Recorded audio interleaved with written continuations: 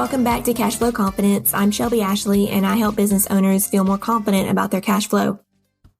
In last week's episode, I talked about the things that make your business valuable to a potential buyer or investor. And one of the things that I mentioned was that your business cannot rely fully on you. And so on this episode, I kind of want to expand on that a little bit and go into deeper, like what I mean by that. So I want to start off by a question that might sting a little bit, and that is, what would happen to your business if you took a week's vacation? Or what would happen to your business if you took a 2-week vacation, like starting tomorrow, 0 warning, just, hey guys, I'm going out for 2 weeks. What would happen? Would everything run smoothly, or would the whole thing just completely fall apart? Today, I want to dig into something that most entrepreneurs avoid, which is the uncomfortable truth that many of us are our business. I mean, a lot of times it starts out that way, and unless you make the correct strategic decisions and investments, it's going to stay that way, and it absolutely does not need to. Like what I mean by we are the business is that we make the decisions. We're the ones that close the sales. After the sale, we're the ones that deliver the service. We fix all of the fires. We manage the team. We troubleshoot the technology, and while that may feel like control, it's actually a trap. Because the truth is, if your business can't run without you, then it's not a business. It's just a job that you own. And in a lot of cases, you own several jobs. And if you ever want to sell or scale or even just step back, that's going to be a huge problem. So today I want to help you start separating yourself from your business and explain why that separation isn't just healthy, it's what makes your business valuable. So let's imagine for a second that you're buying a restaurant. And on paper, the numbers look great. There's a ton of foot traffic, really strong profits. The customers are loyal. And then you find out that the head chef is also the owner. They're the only one who knows all the recipes. They manage the entire kitchen. They do all the purchasing. They train the staff. And they even mop the floors at night. And so what's going to happen when that person leaves or gets sick? So you're not, in that case, you wouldn't be buying a restaurant, you would be buying this individual. And so as a buyer, that's, a huge red flag. And so the same applies to your business. Buyers, investors, and even strategic partners want to see a business that runs like a machine and not a one-man show, because if you are the business, then the minute you walk out the door, the value walks away with you. And so how do we shift from the doer to the leader? Well, most business owners start out doing everything. Like if you have started your business from the ground up, then yes, you have to start out doing every single thing. That's totally normal in the early days. It's all hands on deck, and they're just your hands on deck, like nobody else's. But then there comes a point when you have to evolve, and so you have to go from being the technician to being the visionary. And it's not just about what you do, it's about how you think. And so you need to ask yourself, am I building a business that can grow without me, or am I just building something that I have to hold up by myself every single day? And it's a hard shift, but it's a very, very necessary one, because no buyer is looking to replace you. They're looking to step into a system that already exists. And so at some point, you just need to ask yourself, is it more uncomfortable to stay with how things are, where everything is relying on me, like I have to go out and get the sale, I have to deliver the service or the product, I have to manage the team, everything relies on me? Or is it more uncomfortable to just relinquish some control, take some risks financially, hire somebody to take some of this off of me?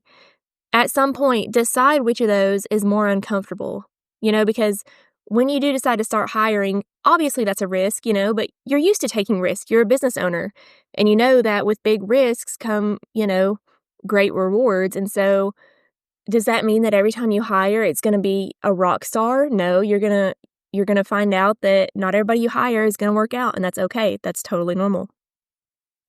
But in the event of that happening, say you hire somebody and they just turn out to be totally not what you had expected, at least you learned something. You learned what to look for in future prospects. And so your next hire is going to be even better. And this is going to allow you to say, okay, now I can hand off a lot of this stuff and start to implement an actual system into my business so that it's not completely running all on me. And so what does that system look like? Well, buyers want to see, a team structure that has clearly defined roles. So everybody has a certain title, and the roles associated with that title are very black and white. There's no muddying the waters. They want to see standard operating procedures that make things replicable. So anything that gets done in your business, make an SOP for it. Anything. Even if it's something that you're like, this is the easiest thing ever, it doesn't matter. You need to have an SOP for everything that goes on so that anybody that gets hired can just easily be trained. You also need a decision-making system that doesn't rely on one person making all of the decisions. And so for this one, kind of take a step back and think about some of the bigger decisions that have to get made in your business and what you would feel comfortable letting somebody else make. If it's something admin related, let your admin team make the decision. I know, like with me, when my VA is doing anything creative for me, I tell her, it's up to you. Like, don't ask me for creative input whatsoever because I'll get stuck in a trap. It's not where I shine. Make creative decisions for me, and I'll look at the end and tell you if I have changes. But, like, I can't make those decisions. I'll get hung up on them forever. And so where in your business do you find that happening to you where you just kind of get stuck in paralysis? That probably means that you need to offload that decision-making to somebody else who is better suited to handle it. And when it comes to other kinds of decisions, like how to solve a problem kind of decisions, one thing that you've heard me talk about Dan Martell's book, Buy Back Your Time, before, but one thing that he talks about when it comes to decision-making in this book is he has his employees, whenever they're going to whoever their immediate supervisor is, the way that he has them approach problems is bring the problem to your supervisor, but also bring, I think he says, like 2 solutions that you've already thought of or something like that. So tell your employees, like, hey, if you're going to bring me a problem, bring me a couple of solutions. And then that way, it shows me that you've thought about, like, critically how this could be solved.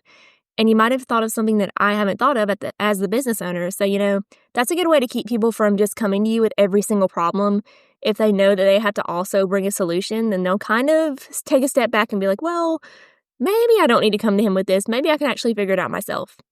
And then at the same time, you as the owner need to trust your team and, trust that you have hired capable people.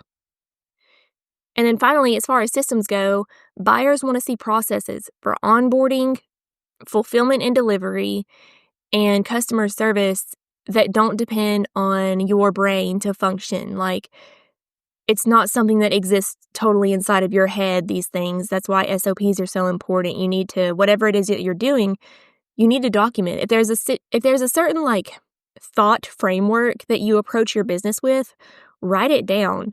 If you're facing something like a sale objection or something like that, where it's something that to you comes really easily, take note of the first kind of thoughts that come to your head and then write them down, and then you can pass them along to somebody else.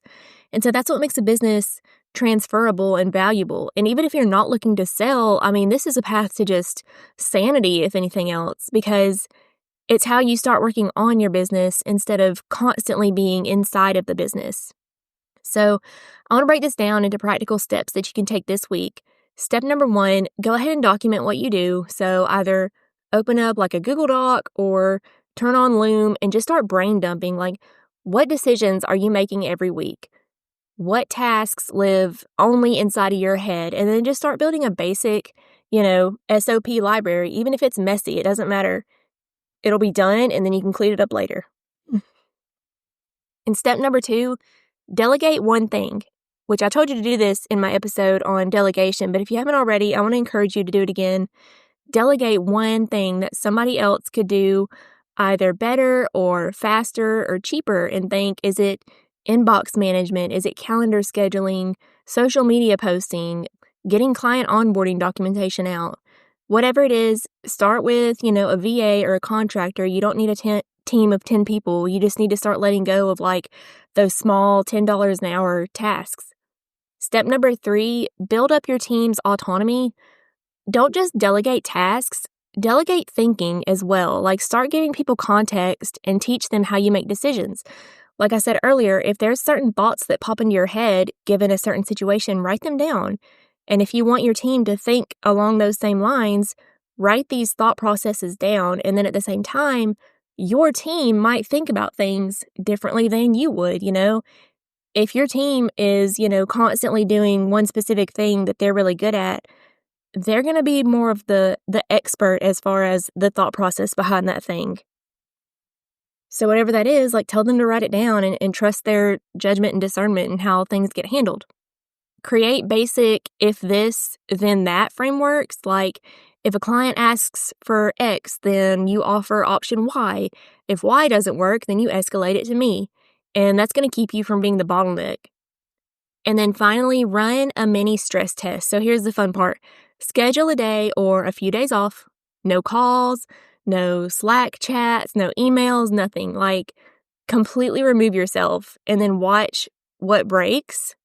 That's going to be your blueprint for what to fix next. But also, watch and see if something breaks. Don't jump in and fix it. See how your team handles it. And just observe. And that'll kind of tell you what needs to be done, where the bottlenecks are at. And that's how you create a business that can run without you, that's just completely worth more to a buyer, an investor, and most of all, your peace of mind and your well-being. So here's what I want you to remember. You are not your business. You're the architect. You're not the scaffolding.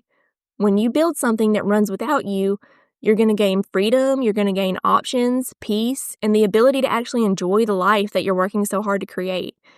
So your action step for this week is to pick one task to delegate this week, and it doesn't have to be a task. It could be a way of thinking. Just delegate it. Write it down.